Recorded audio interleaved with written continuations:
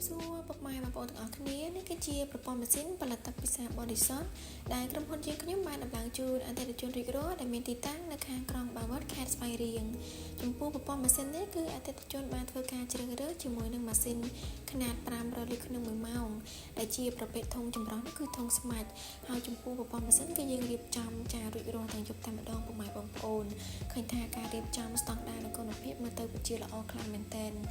ហើយសម្រាប់ប្រព័ន្ធម៉ាស៊ីនគឺខាងក្រុមហ៊ុនយើងខ្ញុំធានាជូនតែម្ដងរាល់ការដំឡើងគឺធានាទាំងគុណភាពទឹកនិងរសជាតិទឹកផលិតចេញមកគឺមានរសជាតិស្រទន់ឆ្ងាញ់ស្តង់ដារសម្រាប់ពុកម៉ែបងប្អូនដែលមានគម្រោងចង់បើកអាជីវកម្មផលិតទឹកសុទ្ធដែលមានតម្រូវការចង់បានម៉ាស៊ីនដែលមានគុណភាពល្អនិងស្តង់ដារល្អជាពិសេសគឺរសជាតិទឹកស្រទន់ឆ្ងាញ់ពុកម៉ែបងប្អូនអាចអញ្ជើញតាក់ទងមកកាន់ក្រុមហ៊ុនយើងខ្ញុំបានចា៎ក្រុមហ៊ុនយើងខ្ញុំគឺមានរៀបចំប្រព័ន្ធម៉ាស៊ីនផលិតទឹកសុទ្ធចាប់ពីខ្នាតតូចរហូតដល់ខ្នាតធំសម្រាប់ពុកម៉ែបងប្អូនដែលមានចំណាប់អារម្មណ៍អាចអញ្ជើញសាកសួរព័ត៌មានខាងក្រុមហ៊ុនយើងខ្ញុំបានសូមអរគុណសូមជម្រាបលា